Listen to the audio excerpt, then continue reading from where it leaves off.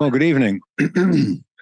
I'm Randy Wyckoff, the Dean of the College of Public Health, and it's great to see all of you here in the newly renovated Lamb Hall and this classroom that never existed before. This is where we used to park the golf cart. Some of you will remember that. For those of you that are new, this is the Leading Voices in Public Health lecture series that we've had since 2007. And the idea behind this series has always been to bring in internationally respected thought leaders to talk about issues, to challenge us to think in different ways, but to really bring a different perspective. And our speaker tonight is perhaps one of the most unique additions to the series that we've had. Dr. Eric Dahl is an associate professor of national security affairs at the Naval Postgraduate School. And you say, well, how did I get connected to somebody like that? And actually, it's a good friend of our college, Dr. Pilkington, William Pilkington, who's actually on the line now from Italy, where he happened to be today, who recommended Dr. Dahl. And I tracked him down, and nonetheless, he was willing to come. Dr. Dahl is retired from the Navy after 21 years as a naval intelligence officer. He's also served on the faculty of the Naval War College. He's written two books, one called Intelligence and Surprise Attack, Failure and Success from Pearl Harbor to 9/11 and Beyond.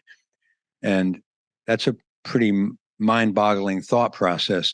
But the second one that actually caught my attention was his recent book, COVID-19 Intelligence Failure, Why Warning Was Not Enough. And it really started to open my mind to thinking about all the professions and all the people that we don't interact with and that we don't learn from, because his perspective on what could have been done with the pandemic is quite remarkable. He received his PhD and a master's from the Fletcher School at Tufts. He also has a master's degrees from the Naval War College and the London School of Economics, and a bachelor's degree from Harvard. I don't know where.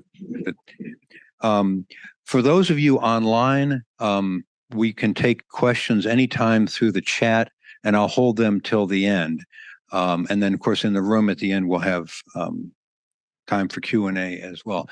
So please join me in welcoming Eric Dahl.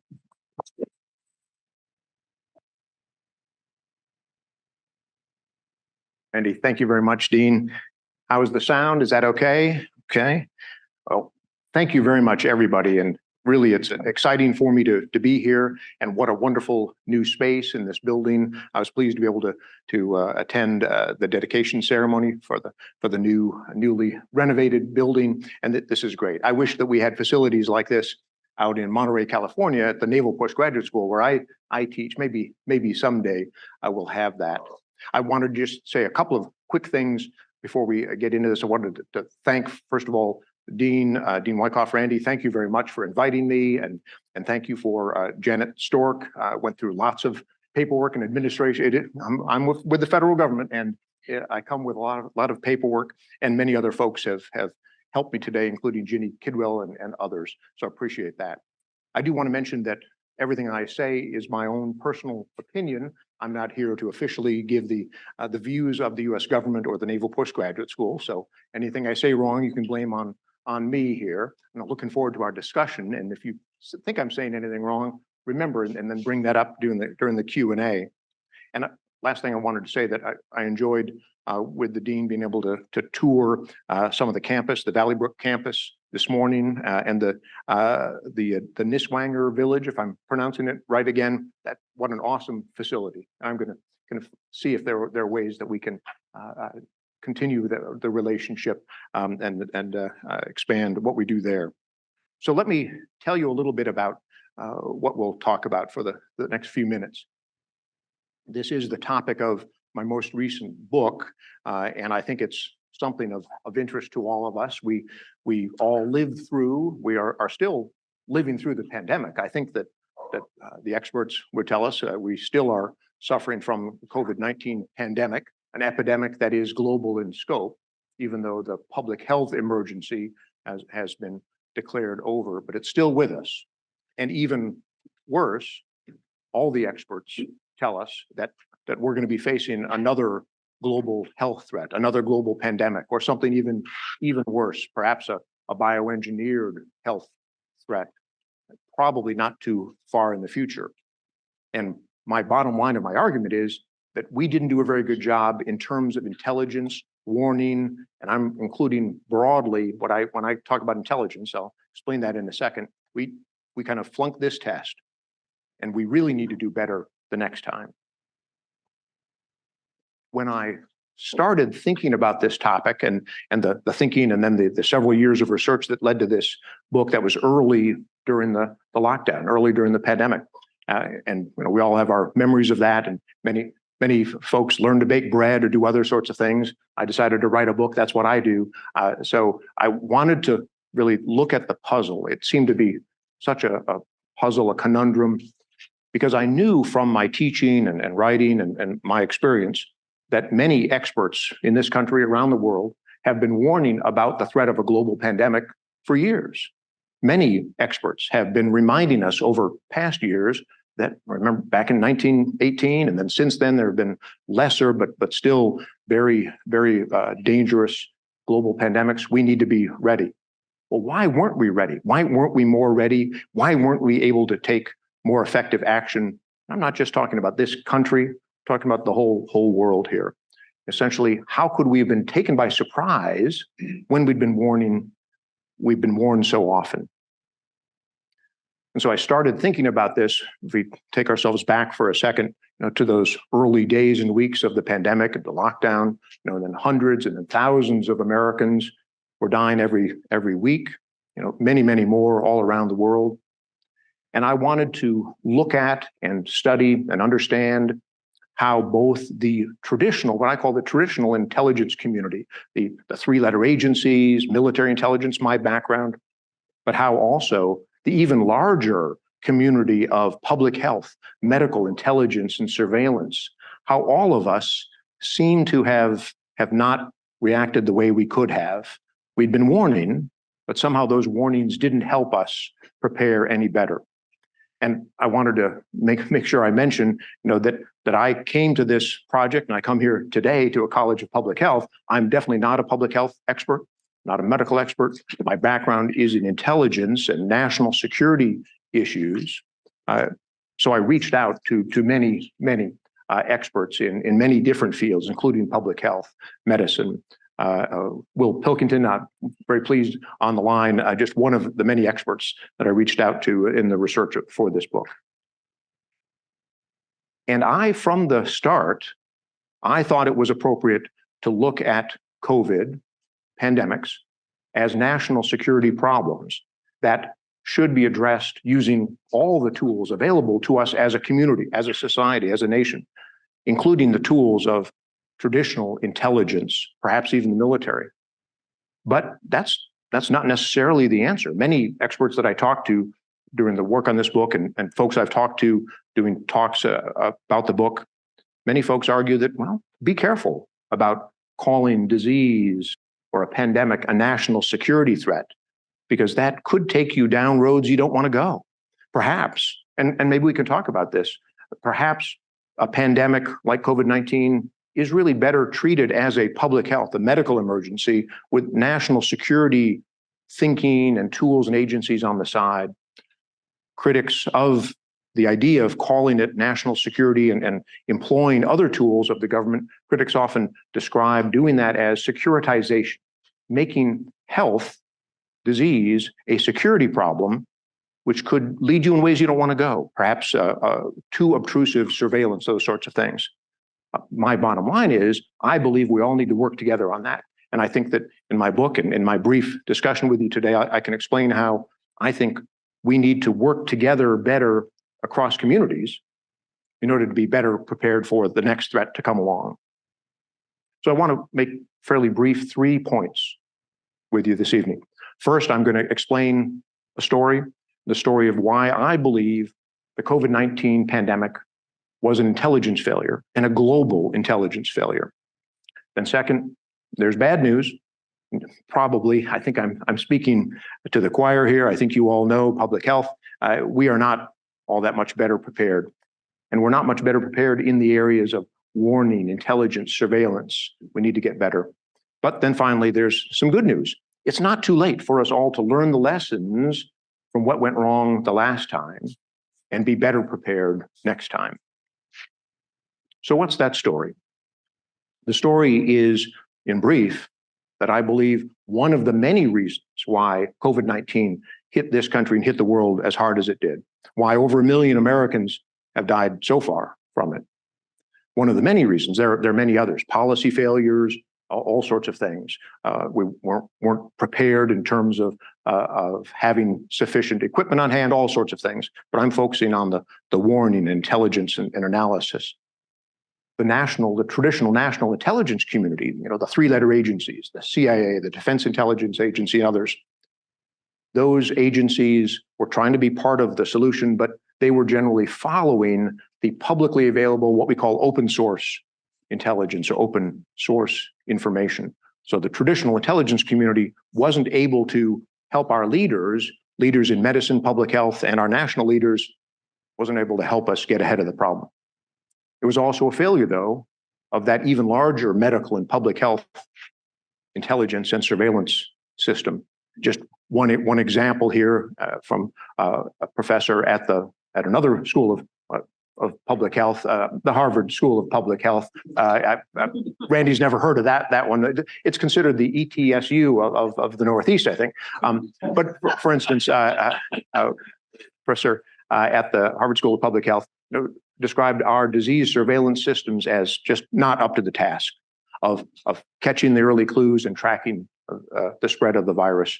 But even more than that, it was a whole of government failure, a whole of society failure. And one example, and again, I'm talking about the job of gathering information, figuring out what it means, and then providing that assessment, that information to leaders, whether they're county public health officials, national leaders, international leaders. We didn't do a very good job. And one example of that was, you may remember early on in the crisis, in the pandemic, there was no one in the US government that was ready to put together a dashboard, a kind of a simple thing. You're probably familiar with that, just where you keep all the numbers, maybe, one screen. Leaders typically like to just look at one screen. And so finally we had to have, I think it was Johns Hopkins University came through and became sort of the answer for that. But why did they have to do that? And I also was struck very early in my research for this book by how similar the intelligence and warning failures of COVID-19 were to past failures in our nation's history. Similar to 9/11, I'll talk about that in a minute here, but even back to Pearl Harbor. I've been around for a while, but I wasn't around for the Pearl Harbor mistake, but that was a big part of my first book that Randy mentioned. And after World War II, after Pearl Harbor, the largest official study of the failure, the disaster of Pearl Harbor, posed the question on the screen here right from the start. And I bet this sounds familiar to the questions that we've been asking ourselves after COVID-19 struck, and even after 9/11, for those of us who've been long enough around for that. It was, how was it possible for Pearl Harbor to happen when the United States at that time had the world's most advanced intelligence community? We were the best in the world, perhaps the best in the history of the world, at watching for danger, and yet we still got hit, and thousands of Americans died. I've asked similar questions after other failures. What I found was that the failure of intelligence and warning with the pandemic was very similar to the 9/11 failure in particular, intelligence failure of 9/11, and there are three key factors, and I'll touch on each briefly. First, that although there were many big picture strategic warnings in the military, national security, we often talk about strategic analysis and warning, thinking about long-term, big picture things, really important things. And then there's tactical warning, sort of a little more in the weeds, but more sort of direct what's going on today. We had lots of strategic warnings before the pandemic, and they didn't do any good for helping us to prepare. We did not have enough of that specific, more tactical warning, which is what I argue anyway, which is what we need. We were in the dark in the first, if you put ourselves back in the first days and weeks and even months. It wasn't until late March and April of 2020 when finally, we in this country and around the world realized something big is going on and we've got to take big steps. But that was several months after the virus had started leaving Wuhan in China. And then the third factor is what I call an absence of receptivity on the part of decision makers and leaders. Leaders at all levels just weren't ready to listen to the warnings when they did come. Let me just briefly touch on each one of those key factors. First of all, as I mentioned, strategic warnings. That's a term we typically use in national security, but I think it applies to public health and medical intelligence and surveillance as well. These are those sorts of big picture warnings. Picture on the slide here, for instance, of a war game held at the Naval War College, where I taught and served during my active duty career. And in fact, before COVID-19 hit, there had been another war game at the Naval War College in Newport, just a warning about the same sort of thing. So these sorts of warnings were plentiful, but they really didn't do very much good at all. It reminds me of the strategic warnings before the 9/11 attacks. And again, this may be going back a little farther than some of us in the room remember, but others will remember it very well. There were many warnings before 9/11 of the threat from terrorism, even of the threat from Al-Qaeda. Richard Clarke, famous figure then, he is still very active in the public discussion about threats to this country. Richard Clarke, for instance, was warning in the White House about the threat of terrorism. There were blue ribbon commissions, other studies. I've got a picture of the cover of one study from 1994, commissioned by the Department of Defense. They asked a group of experts, academics, scholars, and others to look at what the terrorist threat might be in the year 2000. And part of what they said the terrorist threat could look like is airplanes being used as bombs, crashing into the World Trade Center, and being shown live on CNN. We were anticipating that strategic warning, but were we ready when it happened? No. We had very similar kinds of strategic warnings before the pandemic. Bill Gates, the Microsoft founder, has been for decades famously advocating for more concern about global health issues broadly and about global pandemics. And he's one who's put his money where his mouth is. His foundation has sponsored for years many health programs in this country and around the world. The director of national intelligence, the top intelligence official in the US, has been warning about global pandemics, including in early 2019 on the Hill to Congress, warning about it. And war games, got a picture here of one of the kind of a fancy looking, even fancier than this room here. Maybe that's a good thing. I don't think your donors would want your room to look as nice as the Pierre Hotel in New York City, but a war game in the fall of 2019, looking at the threat of what would happen if a disease starting in China spread around the world.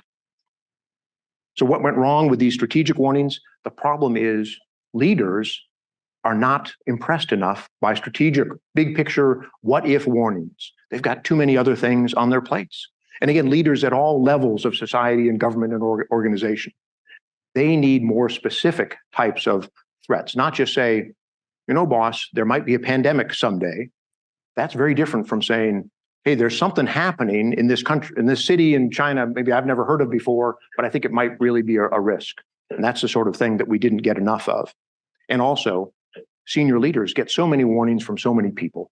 Even the director of national intelligence, when he warned Congress about the threat of a global pandemic in early 2019, he also warned about weapons of mass destruction, cyber, humanitarian crises, global warming, lots of things. What are leaders going to do with all these things? What they need is more specific intelligence, what I call tactical intelligence. That's the sort of thing that can develop when a crisis is starting, but hopefully in time so that you can do something about it here. Before 9/11, there was a lot of that also. The 9/11 Commission report is a great study of that. There were lots of warnings. On the right hand of the slide is one of the famous President's Daily Brief, PDB. Probably can't read it from where you are, but that warned President Bush that bin Laden wanted to strike in the US. They might use airplanes, but there was nothing specific about it. Make sure I'm hitting the right button here. Before the pandemic, there was also some tactical specific warning here. A number of the US intelligence agencies, the traditional intelligence agencies, were working on it. We're trying to collect information. President Trump was, as we later learned, first briefed in his President's Daily Brief in late January about it. Many of us learned for the first time that the US Department of Defense has what's called the National Center for Medical Intelligence. Many folks in public health, in medicine, probably didn't even know about that. Maybe we should spread that more widely, but organizations like that were working on it. And of course, as many of you probably know much more, all the many disease surveillance systems in the US and around the world, we're trying to gather information on that using big data, data science, social media, all sorts of tools. Well, what went wrong before 9/11, the problem was that none of those warnings actually got inside the plot. Nobody knew just what was going to happen on 9/11. Nobody could put that together. Before the pandemic broke out, we had a similar problem. We didn't have enough good information for lots of reasons. As we know, and still a lot of concern about this, reporting out of China was very limited. And in some ways, we made that problem worse ourselves. For instance, for budget cutting purposes, as has become publicly known, the administration pulled back several dozen CDC, Centers for Disease Control representatives from China. They could have been there to try to gather information on the ground. And when warnings came to our leaders, they weren't always raising the alarm as we now understand they should have been. In fact, that first President's Daily Brief to Donald Trump said that, well, the virus doesn't appear to be that deadly. That was on January 23rd. And similarly, we had other countries had tactical warning problems, and a number of medical and disease surveillance systems also either weren't working or weren't doing a good job. You may have heard of the Canadian developed system called GFIN, the Global Public Health Intelligence Network. It wasn't on the job. There had been budget cutbacks and other reasons. A great system, just wasn't able to handle it. But then the third factor is as important as anything else, and that is the lack of receptive decision makers. This is a truism in the military, the national security world where I come out of, that if you warn a leader, a general, an admiral, that something might happen, the enemy might be there, who knows what it is, or maybe, our troops face a health threat that we hadn't anticipated. If that leader is preoccupied with other things, doesn't believe you, doesn't take action, doesn't do any good. And in this case of COVID and 9/11, leaders were not receptive. Before 9/11, just one quick story about that. Before 9/11, for instance, even the FAA, the Federal Aviation Administration, which is the part of the federal government that you would expect would be the most concerned about the risk of terrorists using airplanes as bombs, even the FAA leaders, when they were briefed by their own intelligence staff that we think Al-Qaeda might be trying something, they might want to try to use airplanes as bombs, even the FAA leaders just didn't, they dismissed it. There's no real evidence there. We've got other things to worry about. Before the pandemic, also, not just with President Trump, but leaders all across society and all across the world weren't interested in listening as quickly as they could have. Part of the problem was, as you may remember, President Trump had a difficult relationship with his intelligence community. Hired and fired lots of leaders. He wasn't interested in what they were saying often.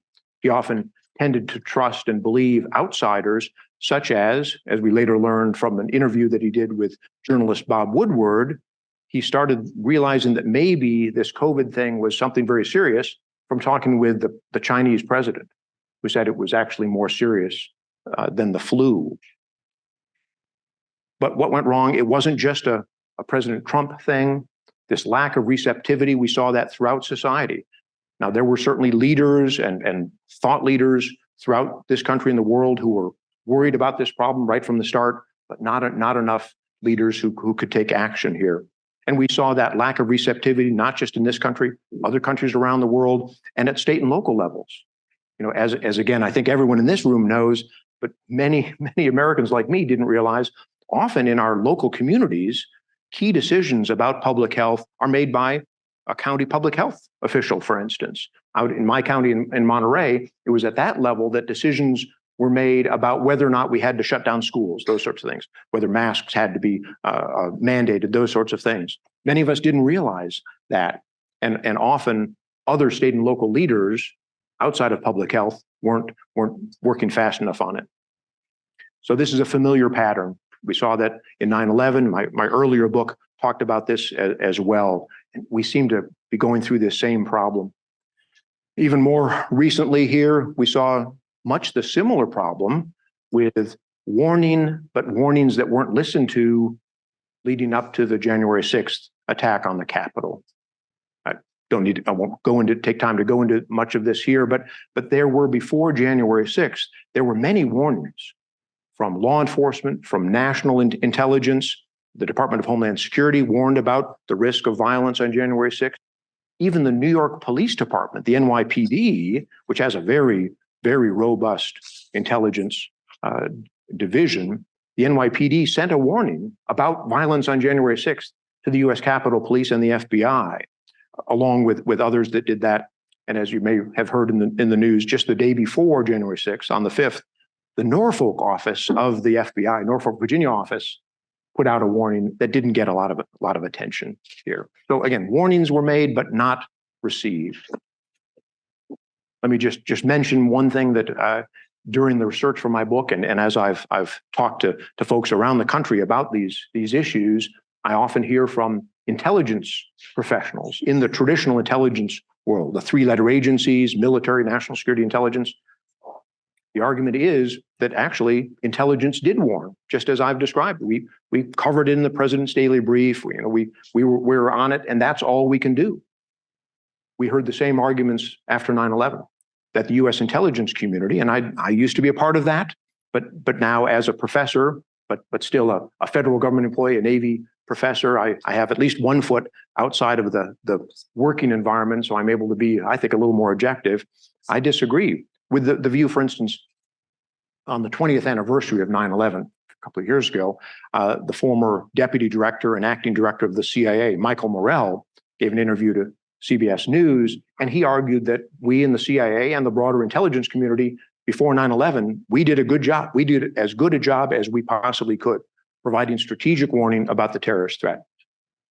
But my argument is, as I've explained over the last couple of minutes, strategic warnings don't do much good unless leaders take action, and usually they will only take action when we have more specific warnings. Just to warn about something that might happen doesn't get much traction. It's kind of gets to this question about where to set the goalposts for intelligence and warning. Again, not just traditional three-letter agency warning, but public health, medical surveillance. How much information do you need as a public health official? How much information do you need if you're out in the field?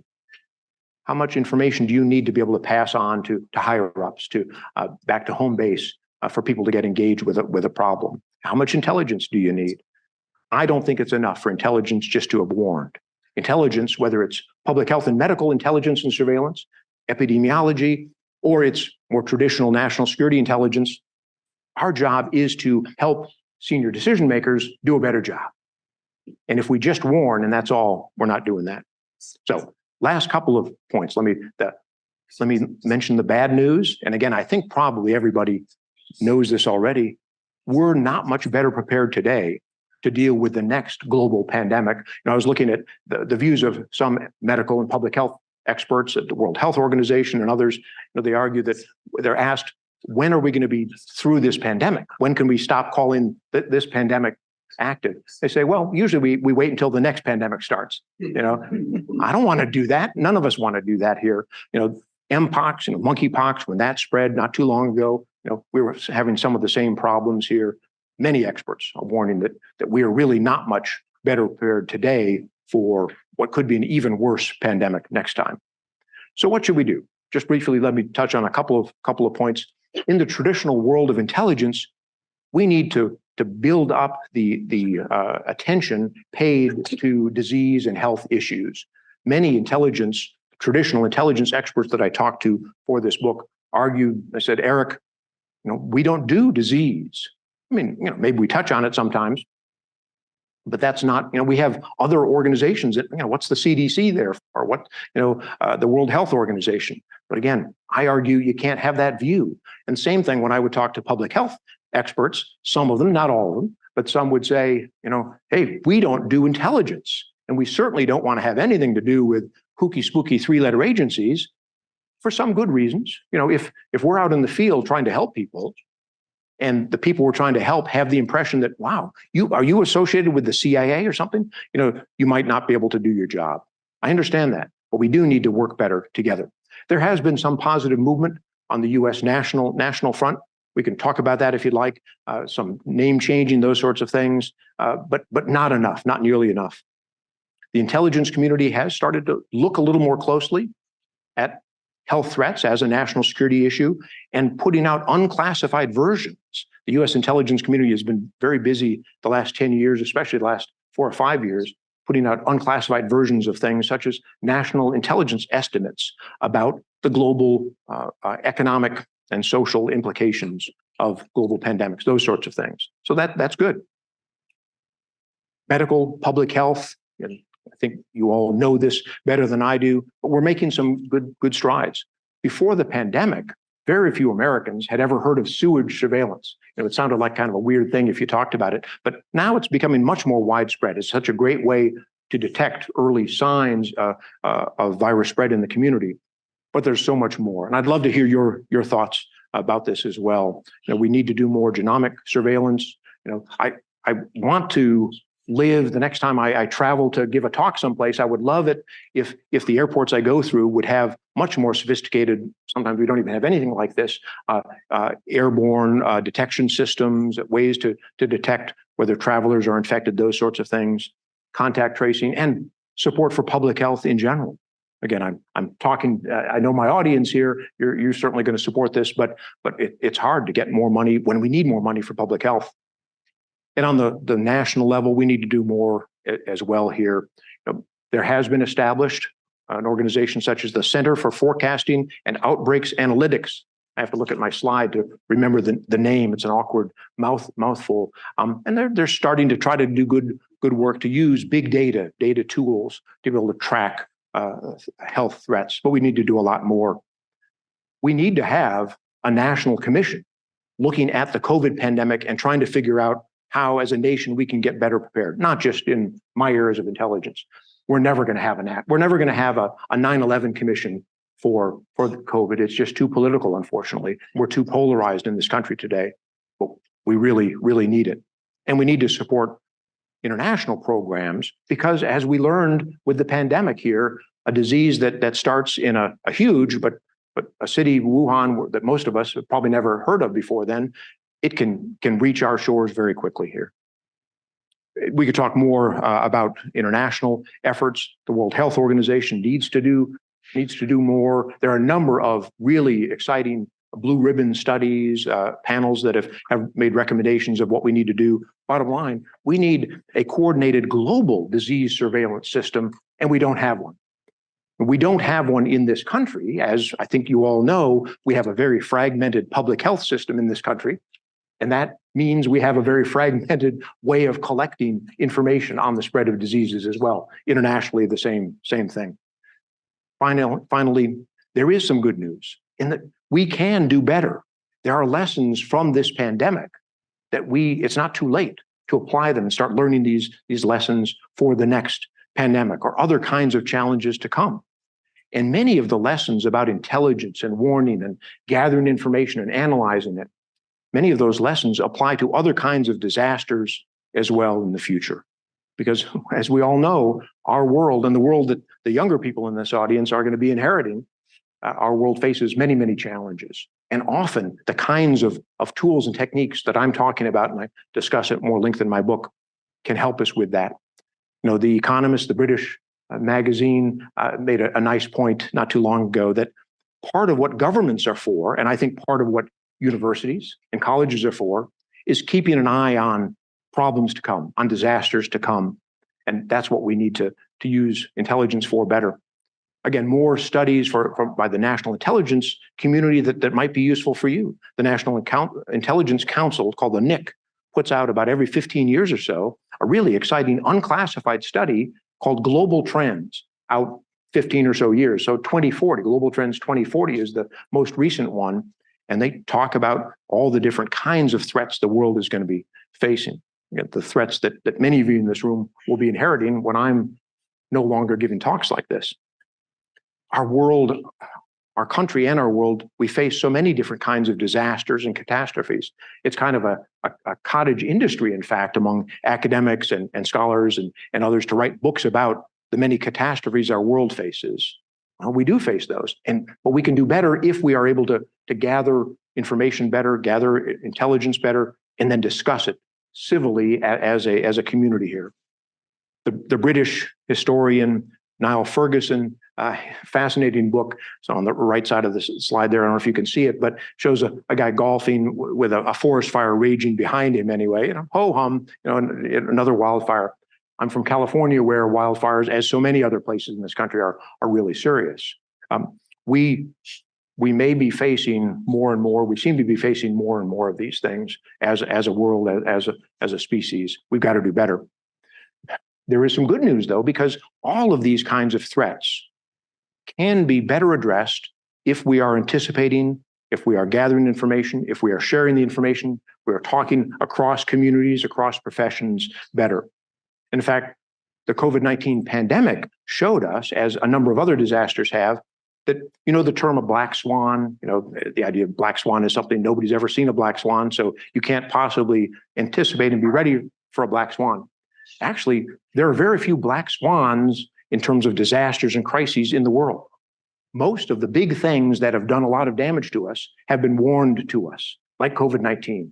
So it's not as if these were coming out of nowhere. They're what other people call a gray rhino. A gray rhino, something huge, very dangerous, mean looking, coming right down the path at you. And for some reason, we're not taking any action to avoid it here.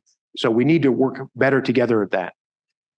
And so my sort of last point here is that I see the pandemic that we're still in, even though it is no longer a public health emergency officially, the pandemic has been a glimpse into the future. We have seen a bit of the future that we will be seeing in the next few years, maybe not for a few years after that, but more pandemics, more crises are going to come. It was a test that we failed. But we can learn those lessons. We have to have discussions about those, and we need to apply those lessons to the future. We need to now, in the public health, medical epidemiology area, we need to be now becoming more expert on developing new kinds of techniques and tools, whether it's with big data, other sources, so that the next time a health threat arises, we're able to gather that information much more quickly and help decision makers make decisions and take action faster. And we need to educate and train those decision makers so that they know what to expect. That may have been part of the problem with COVID-19, that at the national level, our leaders weren't used to hearing, these were terms and concepts about virology and about disease health threats and those sorts of things. They just weren't comfortable with that, didn't know what to do with it. And we weren't talking enough. All of this is necessary because we've got to make sure that when the warnings come of the next crisis, our leaders will be able to listen and take action. So thank you very much. Look forward to our discussion.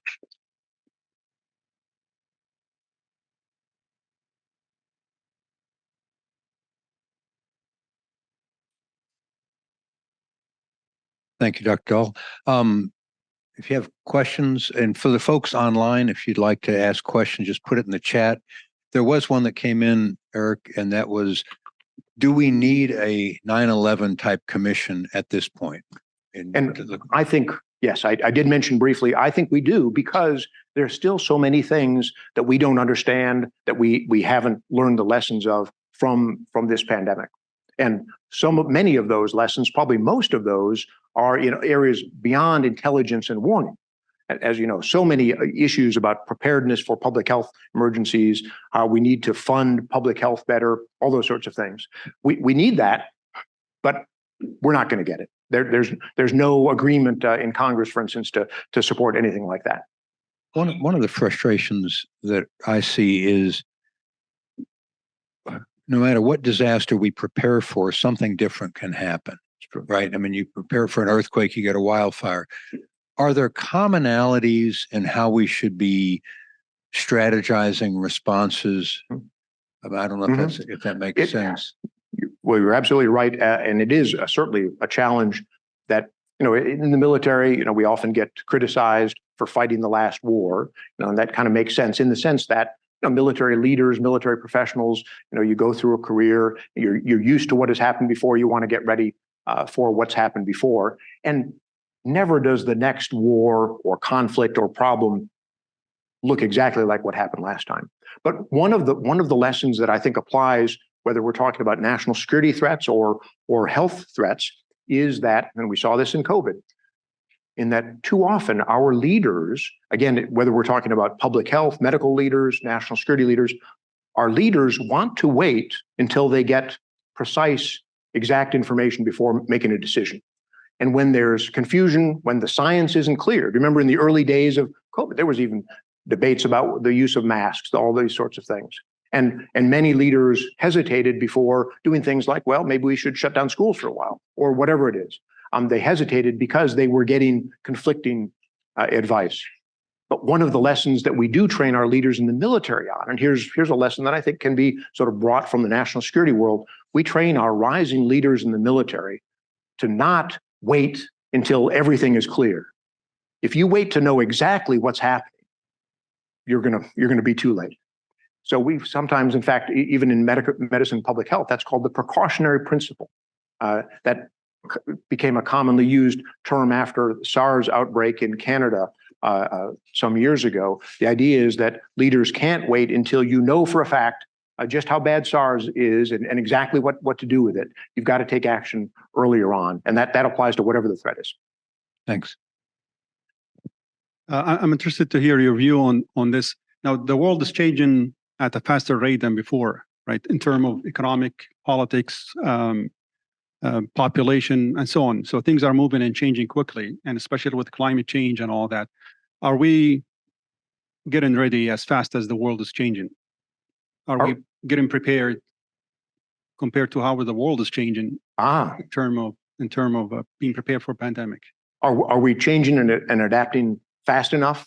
The world, well, I guess it's kind of easy and trite for me to say no. But then if you ask me, part of the nice thing about being a professor is I don't have to do the things I'm recommending that other people do. And I got to admit that, if I were still back in my military intelligence, my active duty Navy role, I don't know if I'd do any better. But yes, I mean, I agree with the many writers, scholars, and experts who argue that the world is facing it's not just something that we know about crises more quickly because of social media today. I don't think that's just it. I don't think it's just that we have an infinite number of news stations now, so we learn more. I think there really are more problems, more challenges that we're all facing today in all sorts of areas. And we are still, again, we're sort of fighting the last war. Our leaders, we're not thinking fast enough, whether it's about cyber, or now we're even back to worrying about great power competition, worrying about Russia and China. There's so many things going on. We need to get ahead of it.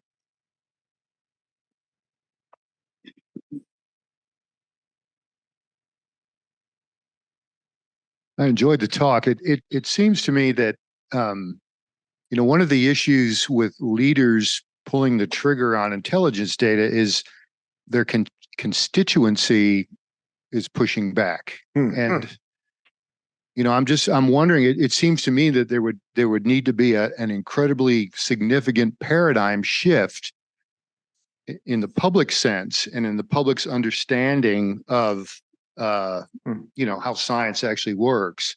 Great point. To really get leaders in a position to say we are going to go, we're moving. Because obviously if they say we need to do something and nothing eventuates, there's damage as well. That's true. What are your thoughts on that? No, those are great points. I mean, these are great. They're dilemmas, and I'm certainly not trying to say that any of this is easy. I don't have all the answers. Only have some of the questions, really, I guess. But what you brought up there is a great reflection of how I believe there are lots of lessons and tools. Sometimes they're mental tools that we have used in the national security world that can be applied in the public health, the medical, the scientific world, and vice versa. So for instance, we certainly recognize in the national security world this sort of paradox of warning. Sometimes it's called, the idea, or just Chicken Little, that if you keep warning about something, eventually people will stop paying attention. And if a leader takes action on something and nothing happens, you actually don't know. What was it because you took action and then the bad thing didn't happen because you took action? Or you did something about it and turns out there was no, you just don't know. But I think one of the lessons, another one of the lessons from the COVID pandemic, and it's related to this idea of the precautionary principle and how leaders need to sometimes be ready to make a call, is that leaders need to be ready to make a call even when the experts are not certain about it. And that was, and again, like I say, we do teach that in the military, and we're not going to make somebody an admiral or a general unless they have enough sort of self-confidence to make a call. And the problem was with the pandemic, partly because our public health system is so disparate. There's no one person who can push a button and then things happen everywhere. People weren't ready to make that call. People would argue, we need to follow the science, kind of wait for the science, but which kind of makes sense. But when the science isn't clear, and often science isn't clear, we still need to do something. So, Eric, a question has come in. Would a national public health system benefit us in the next pandemic instead of a state-based? Yes, a national public health system. In fact, on one of my slides, I don't think I talked about it, but just recently, maybe it was within the last year, the Government Accountability Office, the GAO, if you've heard of that organization, it's a good federal government organization, the GAO, that puts out lots of interesting studies. I always tell my students, if you see a GAO report that's on a topic that you care about, you might want to take a look. The GAO put out a report based on their survey of American public health systems, and they argued that our federal government has not yet succeeded in putting together a public health surveillance or situational awareness system. So it kind of gets to what you were asking about, what the viewer was asking about. In the military, we use the term situational awareness, SA, to know what's around you. You may know that term. Well, Congress has for a number of years, other parts of our federal government has said that the federal government, HHS, and other organizations need to create a national situational awareness system for disease and health and public health. And we don't have one. And that's sort of the first step, it would seem to me. We need that. You've mentioned training leaders to take action sooner. What strategies would you suggest be implemented for leaders to become more receptive in the intelligence community? Does it start at the educational level? Because many leaders come from diverse backgrounds and educational levels. So at what level does that start? That's a great question. And that's another area where I think that there are some lessons, from one sort of community that can be applied to other communities. Now, I'm a little biased because I do come from that military national security community, but we have for a number of years tried very hard to educate and train our rising leaders about intelligence, even if that's not their job. In fact, when I used to teach at the Naval War College in Newport, the Navy does have some nice places. I'm in Monterey now. I used to be in Newport. We would train our rising senior officers in what to expect when a crisis happens. What kind of intelligence would you be receiving? And then think about tabletop exercise, what to do about it. And I'm not sure that we do enough, even though we had some tabletop exercises before the pandemic hit. I don't think we've done enough to be able to especially develop the relationship between leaders and their intelligence and their epidemiologists, let's say. So do we have a close enough relationship so that when a leader, a governor, a county executive, when they receive a warning from their public health officials, do they know them? Do they trust them? We need to develop that trust before the crisis happens. Your answer very much aligned with what my question was going to be. Oh. So, question, but I come from a military background as well as a nuclear emergency response kind of background. And so in the nuclear emergency response, we anticipate what the possible things that could happen, what those worst things that could happen are. We war game those is the term that you use, tabletop exercise. And then we actually go and exercise it with the decision makers there. So one of the things through my military training was, how do you make intuitive decisions? What are intuitive decisions? And what we found is that, and there's a lot of studies on this, they're basically recognizing patterns. So when you get to the point you need to make a decision, you recognize the things that built to that point. And so our leaders, from my experience, need to have that opportunity to build those experiences to know where their decision points are early as opposed to the later decision points. Those later decision points are things like we got to shut down all air traffic control. We got to shut down all schools. Those are really hard decisions to make unless you have absolute certainty. But I can make decisions earlier than that that would inform that future decision, that might prevent that future decision, that are not as hard to make, but they need to have been through that process so they can realize when I get over here, that's hard. Yeah. I don't want to make that decision. I would rather make it now. And that might just be communication, a communication strategy with the nation of here's where we're at. Here's what's going to happen. Here's why we're doing the things we're doing now that are fairly low level. So we don't have to make those really hard decisions later on. Well, I'm glad. My question is Well, I was just going to say, we're recording this, right? I believe. Anyway, all we need to do is play that back the next time we have a public health conference, and we're good to go. I mean, you've really expressed it. So But my is- question in that, you were talking about War Game. My experience with War Game is those are great tabletops. They produce a really nice paper that some people read, Yeah. Yeah. but that's about as far as that goes. Yeah. Do we ever exercise this at a national level, a health response, so that we can kind of see and put people in those positions so they kind of learn to expect what are our indicator, what I need to Yeah. look for, what decisions do I need to make, who do I need to inform? Well, and again, the way you described the thinking, the planning in that very specific, very serious area of nuclear response, that's just a great description of how we should be able to think about everything that maybe I'd categorize. We often use the term a HILP threat, a high impact but low probability threat, a HILP. And there are many HILPs that we face. It might be a nuclear bomb going missing or a nuclear terrorist attack, high impact, very low likelihood of probability. A global pandemic. We haven't seen, a really bad one for 100 years. Well, turns out that it still can happen. And so all the thinking that you described is just great. But I think on the question about war games and thinking, I think the part of the problem here was, even though we had many war games, as I described, they weren't involving the right people. And even though, this is not, I don't think it's not a political thing. It's not left or right. It's not Democrats, Republicans, but, because leaders at all levels, again, state, county, national, we got plenty of things going on, but we do need to put these sorts of problems into the national exercise system that we have for some things like nuclear response. I mean, in a way, there's the nuclear response exercise and planners have the benefit of everybody in charge knows that's a really big deal and we need to spend a lot of money and effort and time and pay attention to it. People don't think of it that way. And I'm afraid that as we go away from the COVID pandemic, people will stop paying attention to it even more. So we need to do more. Yeah. Thank you. I kind of want to turn the ties just a tad bit because you mentioned funding a little bit. And I had just done a research on the finance and physical management in public health. And Financing what again? Sorry. It's finance and physical management of public health.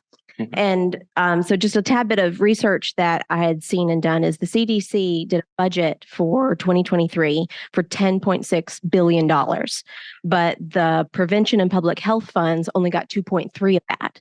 And so, and what the study and the purpose of that, because, and then you take away 2. So they did get some, but we're looking at our country. And as you're saying, we're looking for pandemic, coverage, and they're doing cancer and immunizations and, they're taking care of the problems that we already have.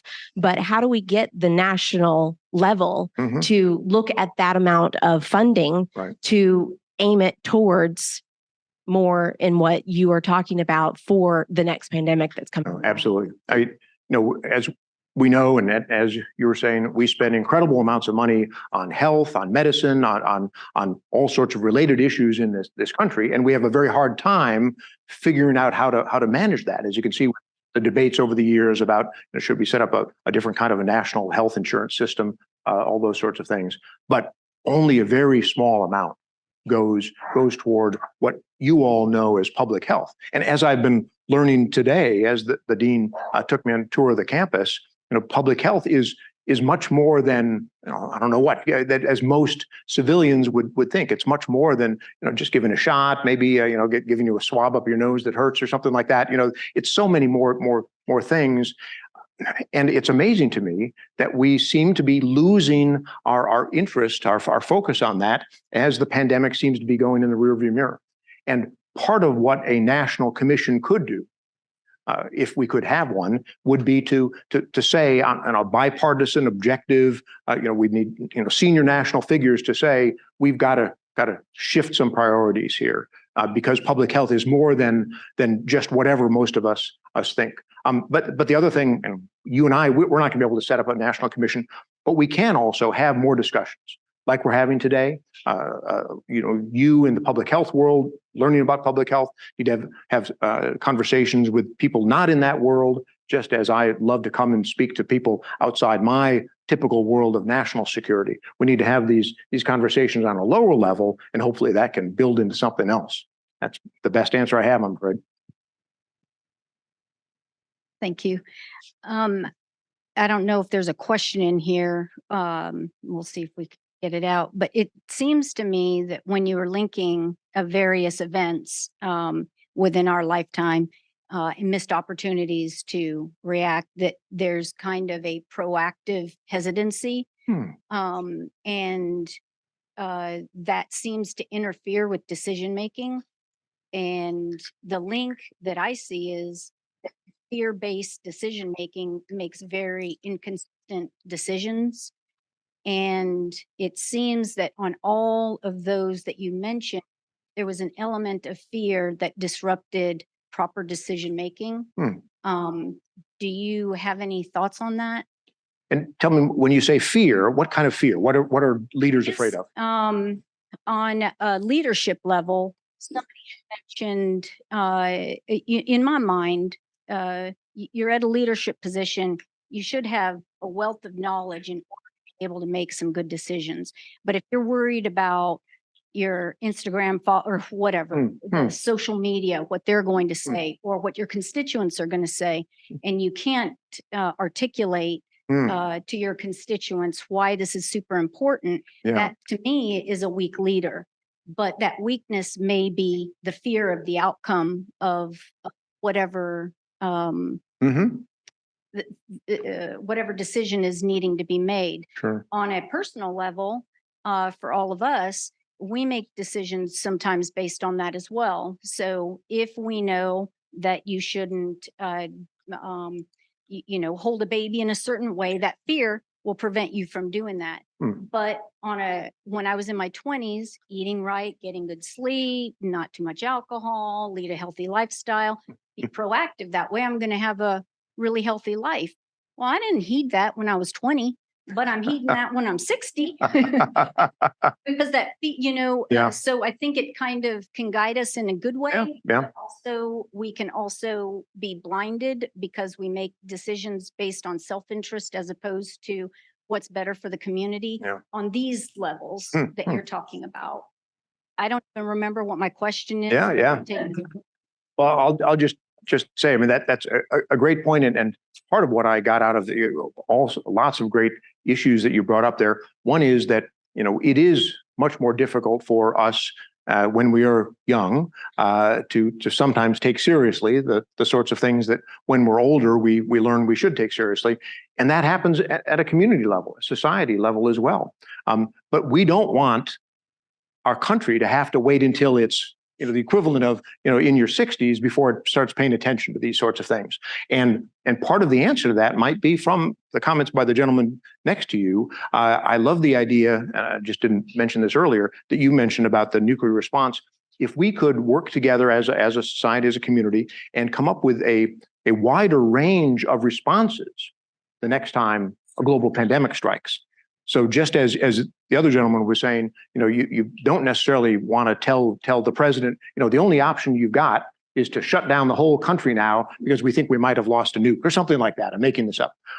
Similarly, if we could come up with sort of intermediate steps the next time we think a global pandemic may be starting, and where we don't have to say we're going to shut down all the schools, or we're going to require that everybody has to wear a mask no matter what. Maybe there are other things we can do first. Those would perhaps get a little bit at that fear on the part of public leaders who, for maybe selfish reasons, they don't want to make tough decisions because they'll be voted out of office, or for good objective reasons, they don't want to do things that we know can be harmful in other ways. As we learned, shutting down schools, obviously not a good thing. Maybe we should have pulled back from that faster in this case. But anyway, we need to come up with a broader set of options. Anybody from this side of the room? got Oh, there is one up there. Oh, okay. Yeah. Maybe the three hands that I saw Go on. come up, we'll call it a night. I missed. Thank you. As we are living in a globalized world, apparently like a pandemic somewhere in the world can cover or reach the whole world within 72 hours or so. So in the presentation, there were good points mentioned, like the need for restructuring or changing how the World Health Organization operates. In fact, the organization has also been criticized previously during the response to Ebola outbreak in Sierra Leone and Liberia. So what specific kind of structural change would you or are you recommending in that sense? And you also mentioned the support for the global surveillance system would help. So what is it, like financial or more of technical, or what type of support are you mentioning that sense? Thank you. What sort of a global health system would be useful here? And let me get back up here. There are plenty of good ideas that the World Health Organization, international bodies have come up with, so that probably wouldn't be workable. Just like I don't think we'll get a national commission in this country, even though we need it. Many argue that we need to have a global pandemic treaty. We need to update the World Health Organization treaties that we have. I don't think that's going to happen. But what we can instead have is more in the way of regional and then hopefully international disease surveillance agreements, those sorts of things, to be able to share information more quickly. Not sure if that's a good answer to your question, but we need to do more internationally. But we don't want to sort of say we either need to have a huge global pandemic treaty that everybody signs up on. That's not going to happen. But we can have a lot of smaller steps leading that way to share information. Yes, sir. Thank you for coming and sharing everything that you have. What I struggle with is we talk about in terms of intelligence and the types of intelligence.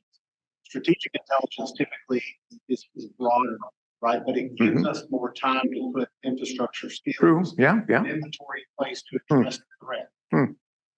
Although tactical intelligence is great, it's a very short fuse. Right. So do we need to, and or is there a question for us to do that? Policymakers and decision makers on that strategic intelligence. That's a great, and I can tell, and we spoke beforehand, and I background in the national security world. You know, you understand those terms more than I think many outside that world would understand. And many from the traditional intelligence world, national security world, have asked me about my book. And when I give talks, you know, Eric, are you saying that strategic warning, these big picture sorts of warnings that sometimes a war game might produce, you're saying those aren't any value at all? I'm certainly not saying that. But what I think we need to do is use those strategic warnings, those big picture, long view warnings, such as about future global pandemics. Don't expect that a leader is going to take some, I don't know what they would even do about that, but instead use strategic warning to develop indicators and systems that we will then use to track an actual outbreak, in this case of a global pandemic. That's how we often do that in the national security world. If you think that, for instance, you know, just China's in the news today and worries about China and what China will do in the Pacific, you know, those are strategic warnings that China might threaten Taiwan. Well, you have that strategic warning, but you need more. So then what you do is you develop specific indicators and systems to track what Chinese activity is. Same sort of thing with global pandemics. If we had better systems to, for instance, be able to track the spread of the virus at West Coast airports, you know, flights coming out of China, if we could have done that better. That's the type of tactical intelligence. So you use strategic intelligence to develop tactical intelligence tools.